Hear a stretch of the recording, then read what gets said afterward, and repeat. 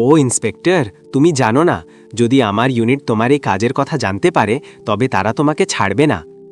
এ পাগল মেয়ে, এটা আমার এমন এক ঠিকানা যার বারেমে জানার জন্য তোমার ইউনিটের লোকদের দ্বিতীয়বার জন্ম নিতে হবে। পাগল আমি নই, পাগল তুমি। মাত্র 1 ঘন্টার মধ্যে আমার ইউনিটের লোকেরা তোমাকে খুঁজে বের করবে, মনে রেখো। যদি তোমার আর্মির লোকেরা আমার আস্তানা পর্যন্ত পৌঁছে যায় তবে আমি নিজের মুখ চুনকালি করে গাধার ওপর বসে শহর ঘুরব। ঠিক আছে তাহলে ইন্সপেক্টর, নিজের মুখ কালো করার জন্য তৈরি থাকো।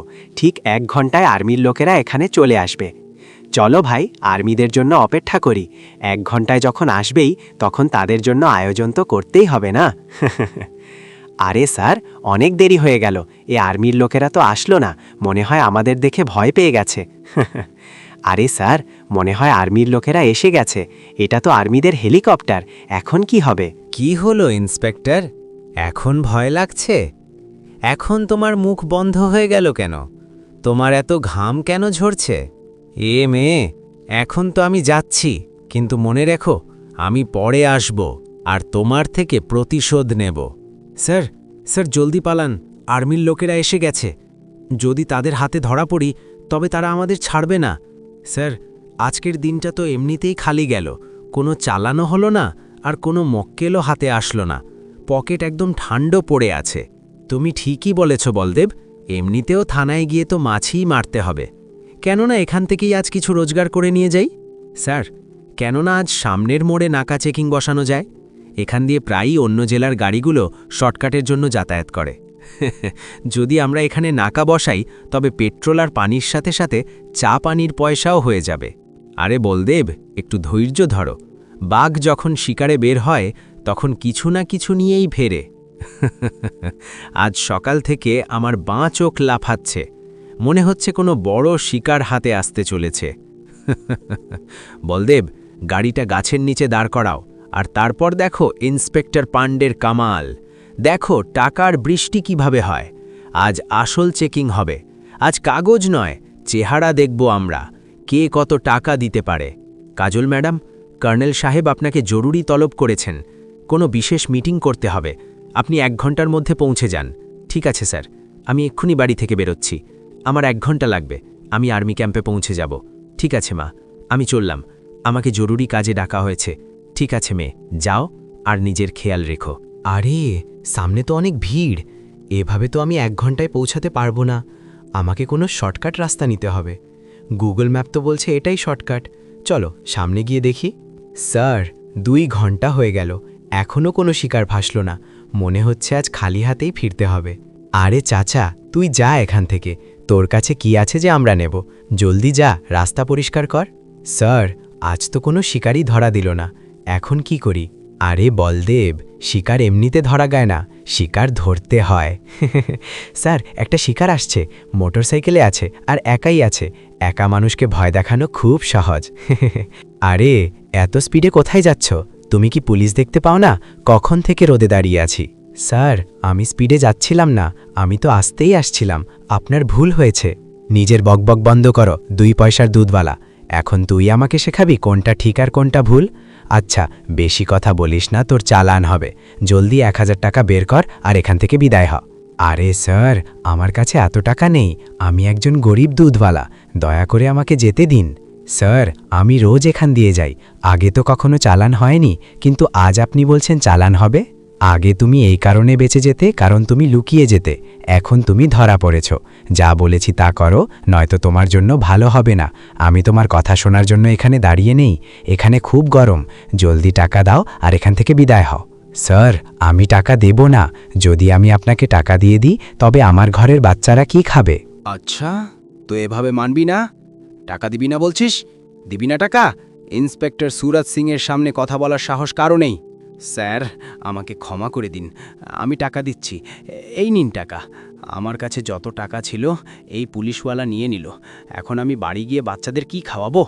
আরে স্যার, যদি এভাবেই ছোটোখাটো ইঁদুর পাওয়া যায় তবে আমরা চায়ের ব্যবস্থা কিভাবে করব? আরে তুমি শুধু দেখে যাও, এখন ছোট মাছ হাতে লেগেছে, বড় মাছও হাতে লাগবে। তুমি শুধু রাস্তার দিকে নজর রাখো।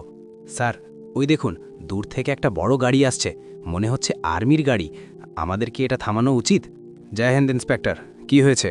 তোমরা আমাদের কেন থামিয়েছো? সব ঠিক আছে তো? হ্যাঁ হ্যাঁ ম্যাডাম, সব ঠিক আছে। এখন আমাকে এটা বলুন যে আপনি কোন জেলা থেকে এসেছেন আর কোথায় যাচ্ছেন। ইন্সপেক্টর, তোমার মাথা ঠিক আছে তো? তুমি একজন আর্মি অফিসারকে জিজ্ঞেস করছো যে কোথায় থেকে আসছি আর কোথায় যাচ্ছি? এই দেশ আমাদের সবার, আর এই দেশের প্রতিটি জায়গা আমাদের। এখন নিজের দেশেই যাতায়াতের অনুমতি নিতে হবে? আরে ম্যাডাম, আমাদের হাতে এত সময় নেই যে আপনার দেশপ্রেমের গল্প শুনব। এটা আমাদের ডিউটি। বলুন কোন জেলা থেকে এসেছেন। আরে ইন্সপেক্টর, পাগল নাকি? জানো তুমি কি জিজ্ঞেস করছো আর কাকে জিজ্ঞেস করছো? আমি একজন আর্মি অফিসার। দেখুন ম্যাডাম, এই দেশের বড় বড় কথা আমাদের বোঝাবেন না। এটা আমাদের ডিউটি, আর আমাদের কাজ করতে দিন। ম্যাডাম, নিজের সীমায় থাকুন। আমাকে বলার প্রয়োজন নেই যে আমাকে কি করতে হবে আর কি করতে হবে না। ইন্সপেক্টর, আমি জানি তুমি কোন উদ্দেশ্যে এই রাস্তায় দাঁড়িয়ে আছো। লজ্জা হওয়া উচিত তোমার। ঘুষের টাকায় কি তোমার সংসার চলে? তোমাদের মতো ঘুষখোর পুলিশদের জন্য পুরো পুলিশ ডিপার্টমেন্ট বদনাম হয়। লজ্জা করো। তোমার এত সাহস, তুমি আমাকে ঘুষখোর বলছো? ইন্সপেক্টর, তোমার এত সাহস যে একজন আর্মি অফিসারের উপর হাত তুললে? আরে ধরো এই পাগল আর্মি অফিসারকে। ও আমার উপর হাত তুলেছে। ওকে আমাদের আস্তানায় নিয়ে চলো। এটা তোমরা ঠিক করছো না, ছেড়ে দাও আমাকে। মিস্টার সুরজ সিং, তুমি আমাকে কোথায় নিয়ে যাচ্ছ? এটা তুমি ঠিক করছো না, আমাকে ছেড়ে দাও। আরে আজ তুমি বুঝতে পারবে যে একজন ইন্সপেক্টরের উপর হাত তোলার সাজা কি হয়। তুমি শুধু দেখে যাও কি হয়। ইন্সপেক্টর, আমাকে ছেড়ে দাও, এটা তোমার জন্য ভালো হবে না। অনেক হয়েছে, একে জঙ্গলের মাঝখানে নিয়ে চলো। ছাড়ো আমাকে, কোথায় নিয়ে যাচ্ছ? হাবিলদার, এই আর্মি অফিসারকেই গাছের সাথে বেঁধে দাও। ইন্সপেক্টর, তুমি আমাকে পুলিশ স্টেশনে নিয়ে যাওয়ার বদলে এই জঙ্গলে কেন নিয়ে এসেছ? আরে আর্মি ম্যাডাম, আপনার কি মনে হয়েছিল যে আমি আপনাকে পুলিশ স্টেশনে নিয়ে যাব? আমি এতটাও পাগল নই, আমিও আইন জানি। ম্যাডাম, এটা আমাদের অপরাধের আস্তানা। যখনই আমরা কোনো গোপন কাজ করি তখন এখানেই করি। আরে ম্যাডাম, আমি এতটাও পাগল নই যে আপনাকে থানায় নিয়ে যাব। আমি জানি যদি আপনাকে সেখানে নিয়ে যেতাম তবে নিজেই ফেঁসে যেতাম। ইন্সপেক্টর, এটা তুমি একদমই ঠিক করছো না। এটা আইনের বিরুদ্ধে। আইনকে ভয় করো আর আমাকে ছেড়ে দাও। আরে কোন আইনের কথা বলছো? আইন তো আমি নিজেই, আর আমি যে আইন বানাই সেটাই আইন হয়। ও ইন্সপেক্টর, তুমি জানো না যদি আমার ইউনিট তোমারই কাজের কথা জানতে পারে তবে তারা তোমাকে ছাড়বে না। সার্জেন্ট বিক্রম বলছি, বলুন কি হয়েছে? আমাদের গ্রামের রাস্তার মোড়ে একটি ইন্ডিয়ান আর্মি জিপ দাঁড়িয়ে আছে, কিন্তু সেখানে কেউ নেই। স্যার, আমার কাছে একটা কল এসেছে যেখানে একজন গ্রামবাসী বলেছে যে একটা আর্মি জিপ একা রাস্তার পাশে দাঁড়িয়ে আছে। আমার মনে হয় এটা ম্যাডাম কাজলের জিপ, কারণ তিনি এই জিপ নিয়ে গিয়েছিলেন। কিভাবে সম্ভব? ম্যাডাম কাজল জিপ একা ছেড়ে কোথায় যেতে পারেন? বিক্রম, আমি জানি ম্যাডাম কাজল এমনটা করতে পারেন না। 1 ঘন্টার মধ্যে ওনার এখানে পৌঁছনোর কথা ছিল। নিশ্চয়ই তিনি কোনো বিপদে পড়েছেন। তুমি এক কাজ করো, জলদি গাড়ি বের করো। আমরা নিজেরা গিয়ে সেখানে দেখছি। এটা তো ম্যাডাম কাজলের জিপ, কিন্তু তিনি কোথায় গেলেন? এমনটা কিভাবে হতে পারে? স্যার, কিছুক্ষণ আগে এখানে পুলিশদের গাড়ি দাঁড়িয়েছিল, আর তারা একজন আর্মি ম্যাডামকে তাদের গাড়িতে বসিয়ে এখান থেকে নিয়ে গেছে। আমি নিজে দেখেছি। জওয়ান, জলদি করো, গাড়ি বের করো। আমাদের এখনই পুলিশ স্টেশনে যেতে হবে। ডিএম সাহেব, আপনার থেকে এটা আশা করিনি। আপনারা আমাদেরই ম্যাডামকে গ্রেপ্তার করেছেন। অফিসার, আপনার হয়তো কোনো ভুল হচ্ছে। আমাদের পুলিশ স্টেশনে কোনো আর্মি অফিসারকে গ্রেপ্তার করে আনা হয়নি। ডিএম সাহেব, ওখানে উপস্থিত এক ব্যক্তি নিজের চোখে দেখেছে যে একজন পুলিশ ইন্সপেক্টর আর্মি ম্যাডামকে নিয়ে গেছেন। ডিএম সাহেব, আমরা শুধু আপনাকে জানাতে এসেছিলাম। ওনাকে আমরা নিজেরাই খুঁজে বের করব। আপনারা পরে মাঝখানে আসবেন না। অফিসার, যদি সে এমন নীচ কাজ করে থাকে তবে যা খুশি করুন, আমি মাঝখানে আসব না। জওয়ানরা, কাজল ম্যাডামকে একজন পুলিশ নিয়ে গেছে, আর আমার 1 ঘন্টার মধ্যে কাজল ম্যাডামকে ক্যাম্পে চাই। সিপাহী, কাজল ম্যাডামের লোকেশন কি জানা গেছে? জি হ্যাঁ স্যার, কাজল ম্যাডামের লোকেশন একটা জঙ্গল থেকে পাওয়া যাচ্ছে। বিক্রম, কাজল ম্যাডাম এই মুহূর্তে জঙ্গলে আছেন। আমি তোমাকে শুধু 1 ঘন্টা সময় দিচ্ছি। 1 ঘন্টার মধ্যে কাজল ম্যাডামকে আমার চাই। আরে স্যার, মনে হয় আর্মির লোকেরা এসে গেছে। এটা আর্মিদের হেলিকপ্টার। এখন কি হবে? দেখো ইন্সপেক্টর, এসে গেছে তোমার জম। আমি বলেছিলাম না ওরা এখানে পৌঁছে যাবে? এখন বলো কি হলো ইন্সপেক্টর? এখন ভয় লাগছে? এখন তোমার মুখ বন্ধ হয়ে গেল কেন? তোমার এত ঘাম ঝরছে কেন? এই মেয়ে, এখন তো আমি যাচ্ছি, কিন্তু মনে রেখো আমি পরে আসব, আর তোমার থেকে প্রতিশোধ নেব। স্যার জলদি পালান, আর্মির লোকেরা এসে গেছে। যদি তাদের হাতে ধরা পড়ি তবে তারা আমাদের ছাড়বে না। Come on boys. জওয়ানরা ভালো করে দেখো, এটাই সেই ইন্সপেক্টর। সাবধানে চলো, প্রতিটি জায়গা ভালো করে দেখো। স্যার, ওই দেখুন কাজল ম্যাডাম, আপনি ঠিক আছেন তো? স্যার, আপনি আমাকে ছাড়ুন, আর ওই ইন্সপেক্টর সুরজ সিংকে ধরুন। ও জঙ্গলের অন্য পাশে পালিয়েছে। ইন্সপেক্টর, দাঁড়িয়ে যাও, নয়তো তোমার জন্য ভালো হবে না। স্টপ রাইট দেয়ার। কি হলো ইন্সপেক্টর সুরজ সিং, এখন পালাচ্ছ কেন? তুমি তো আর্মিদের জন্য অপেক্ষা করছিলে, ভয় পেয়ে গেলে?